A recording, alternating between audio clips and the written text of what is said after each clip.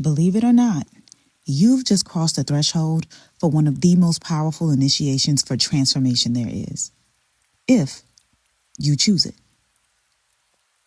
In the game of life, perspective is one of your greatest tools because it shapes the meaning you give to your experiences. And meaning shapes you. It shapes your story, your direction. It shapes your life.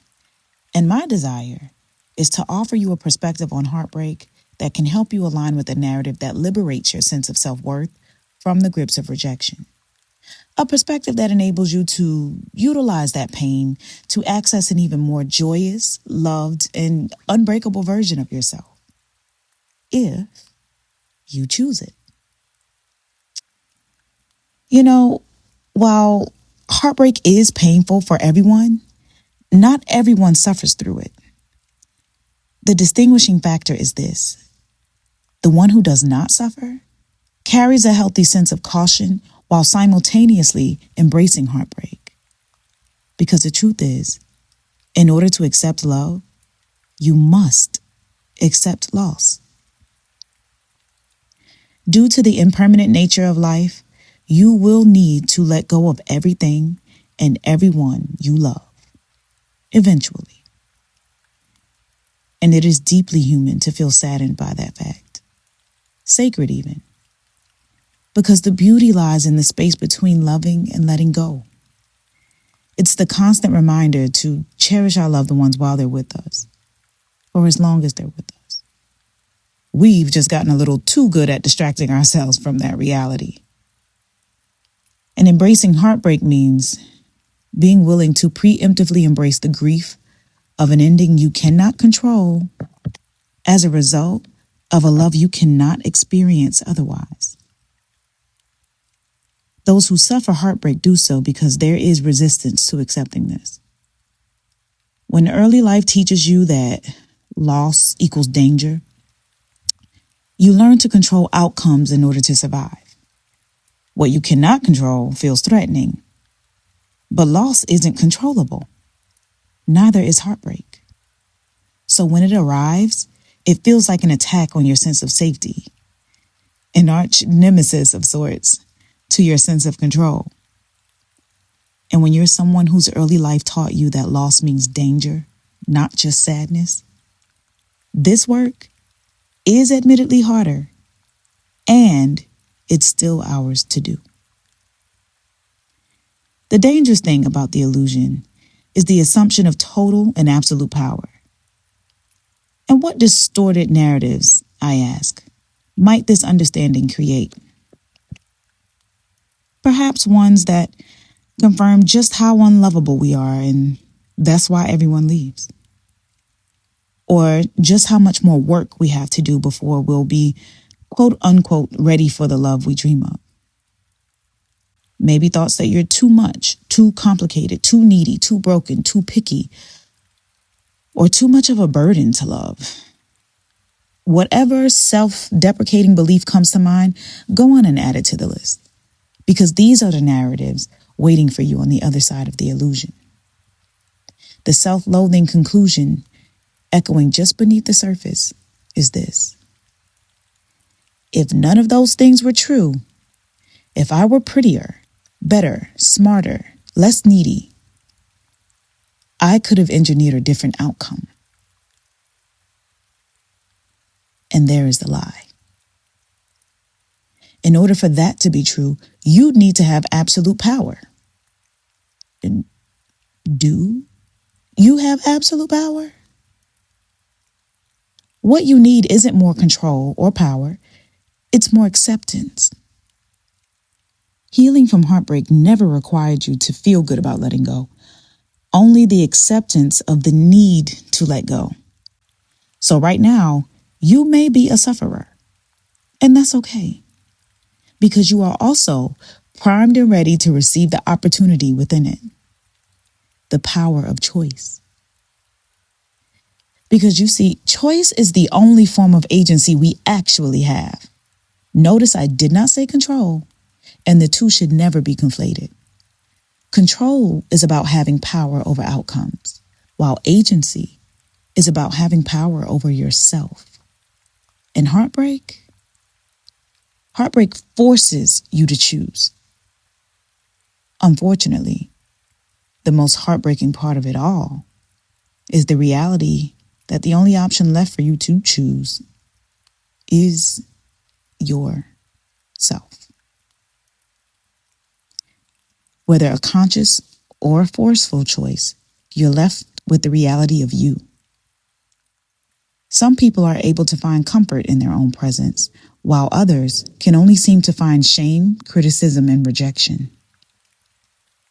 Because there, only you can save you. And here is where how you really feel and what you really think of yourself is reckoned with. This is the true fear of heartbreak. And if you give it a meaning that produces a narrative built on shame, it becomes a fear of love. I've said it before, and I'll say it again. Love and loss are a package deal. Even loving yourself requires you to be willing to constantly lose or let go of parts of your identity to embrace unknown versions of you for your own growth. So the fear actually becomes love and or heartbreak will expose me to me, and I may not be able to handle it. And I'm here to tell you, oh, but you will, if you choose to. Because the gift within heartbreak is the opportunity to give yourself the kind of care only you can give you, and only you can take it away. The irony in this case is the venom is the antidote. Avoiding the sting of the venom will keep you away from the very thing preserving you. That pain that you're feeling right now, and probably are trying to outrun, is asking you to feel it. Don't push it away or reject it. And don't abandon yourself. Because that part, the part that is hurting, that part is you too. And if you allow it, if you choose it, that part of yourself will lead you to the very love you've been looking for all along. Everything you thought you left with that person is actually within you, and you can give it to yourself. Allowing that pain to hurt so much that you don't know what to do, ironically, it will be your guide. One day you simply get tired of it and decide, I have to do something. And before you know it, you're recording that music you abandoned. You take a walk for fresh air and discover just how nice it feels to notice nature instead of being in your head. Or you spend time with family you haven't seen and you laugh until your stomach hurts. And it's in these moments that a shift occurs. You accept that your reality is the way it is, and you realize it's not so bad being you, pain and all. You aren't destroyed. You have survived. But don't stop at survival. Love yourself wholeheartedly enough to aim for all the desires of your heart. Survival is evidence that it is okay to thrive. What's so disorienting about heartbreak is the contrast between our experience of floating on cloud nine and having the rug pulled from beneath us. You go back and forth, retracing events to look for the signs that the rug was going to go. Probably with thoughts like, how could I have been so stupid? How did I not know this was going to happen? To that, I ask again, are you all-knowing with absolute power? If not, I think it's time you remind yourself that if you are not in fact all-knowing and all-powerful, then it was never your responsibility to avoid trial and error in the first place. That is literally called living. You don't know what you don't know, and the point of experience is to know. Your only job is to have the humility to embrace that as true. Which also means recognizing you were never in control of the outcome. So the outcome was never an indication of your worth. It was information for your development. The task is to apply what you now know in a way that serves the most compassionate, abundant, and expansive narrative for your present day journey. And that is your choice. That choice is what it looks like to dance in the rain. The rain will come, but you can choose to enjoy life anyway, to hold the duality of joy and grief, to know you can feel sad and still experience a joyful day. You can fear the rug being pulled and still choose to thrive anyway. One doesn't cancel the other. They coexist. And you get to choose which one you give your power to. Choosing to thrive becomes much easier when you exchange the illusion for agency. And doing so is the key to accepting every outcome for what it is without needing to make it a personal reflection of your worth and or failure. Ruminating on the relationship and its end is just a clever little attempt by the mind to avoid feeling the full weight of the loss. And in that way, we can't move on and position ourselves for something better. It's a practice of taking pride in lack, really. The unfortunate truth is, we don't quite find ourselves worthy enough of our best for our own sake alone. So we rehearse and fantasize about what it might have been like to give them our best, while our actual best remains out there, in the past, where we can't fail. But it also remains apart from us. And that, too, is a choice. Because it's much easier to believe we've ruined the best thing that could have ever happened to us than it is to do the real work of preparing ourselves for what's actually best for us, with no certainty that better is even on the way. So, I apologize if you were hoping for a cure-all pain reliever. Instead, I'm presenting you with a pain accelerator of sorts. Think of it as the art of pain alchemy, the ability to transform pain into power, or into beauty, into love. Because pain is inevitable. So much so, it's quite futile to attempt to avoid it at all costs. What you want to avoid is harm. But pain and harm are not the same thing. And your freedom arrives the moment you no longer fear pain because you know exactly what to do with it. You know how to make it serve you. And it starts with accepting that right where you are and everything you feel right now is exactly as it should be. All is well. And now let's make this practical, because transformation is not just realization. It's a practice. Create structure that allows you to feel everything to its fullest extent.